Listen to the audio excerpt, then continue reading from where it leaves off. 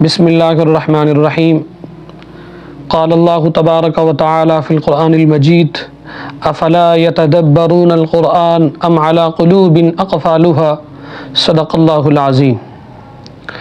برادران محترم، آج کا ہمارا عنوان ہے تواضع کی فضیلت۔ تواضع، عجز و انکساری کرنا، یہ ایک ایسی ادا ہے، ایسا عمل ہے جو اللہ کے حضور بہت ہی مقبول اور پسندیدہ ہے۔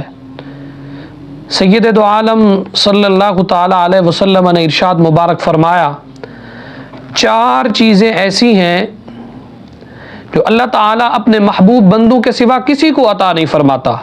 پوچھا گیا یا رسول اللہ صلی اللہ تعالی علیہ وسلم، وہ 4 چیزیں کون سی ہیں؟ میرے نبی نے ارشاد فرمایا، نمبر 1 خاموش رہنا، نمبر 2 توکل علی اللہ پر توکل کرنا، نمبر 3 تواضع عاجزی، یہ جو ہمارا عنوان ہے، تواضع عاجزی اختیار کرنا، اور نمبر 4 دنیا سے کنارہ کش ہو جانا۔ تو ان 4 چیزوں میں سے تیسرے نمبر پر میرے نبی نے فرمایا تواضع۔ تو تواضع یہ ہر بندے کو نہیں ملتی، عاجزی و انکساری ہر بندے کو نہیں ملتی، بلکہ اللہ اسے عطا فرماتا ہے جو رب کا محبوب بندہ ہوتا ہے۔ اور سید دو عالم صلی اللہ تعالی علیہ وسلم نے فرمایا، من تواضع للہ رفعہ اللہ، جو اللہ کی رضا کے لیے عاجزی اختیار کرتا ہے، اللہ اس کی عزت میں اور اضافہ فرما دیتا ہے۔ اللہ کے نبی حضرت موسیٰ علیہ السلام کی طرف رب ذوالجلال نے وحی فرمائی۔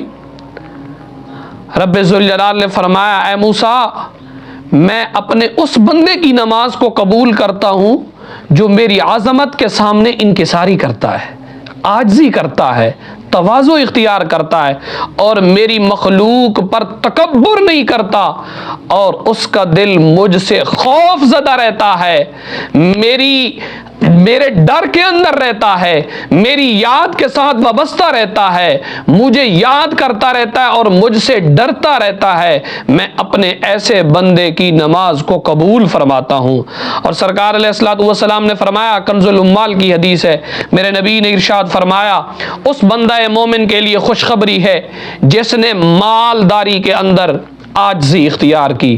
اللہ نے مال و دولت دیا، اس کے باوجود مال و دولت پر گھمنڈ نہیں کرتا، بلکہ عاجزی اختیار کرتا ہے، اور اللہ تعالیٰ نے جو مال دیا ہے، اپنے اس مال جو جمع کیا ہوا ہے، جمع شدہ مال کو راہ خدا کے اندر خرچ کرتا ہے، تنگ دست اور مفلسوں پر مہربانی کرتا ہے، علماء کے ساتھ محبت کرتا ہے، عاجزی اختیار کرتا ہے۔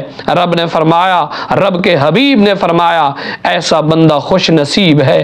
اللہ کے نبی حضرت عیسیٰ علیہ السلام کا فرمان حجت الاسلام امام محمد بن غزالی رحمۃ اللہ تعالی علیہ نقل کرتے ہوئے فرماتے ہیں، فرمایا، دنیا کے اندر عاجزی اختیار کرنے والوں کے لیے خوشخبری ہے۔ کیا خوشخبری ہے؟ جو عاجزی دنیا میں اختیار کرتا ہے، فرمایا وہ قیامت کے دن منبروں پر ہوں گے، اور لوگوں کے اندر جو اصلاح کرتے ہیں، لوگوں کی اصلاح کرتے ہیں، ان کے لیے بھی خوشخبری ہے کہ یہ لوگ قیامت کے دن جنت الفردوس کے وارث ہوں گے۔ اور فرمایا کہ دنیا میں اپنے دلوں کو پاک کرنے والوں کے لیے بھی خوشخبری ہے۔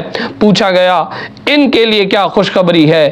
تو آپ نے فرمایا، یہ جو لوگ ہیں قیامت کے دن دیدار الہی سے مشرف ہوں گے۔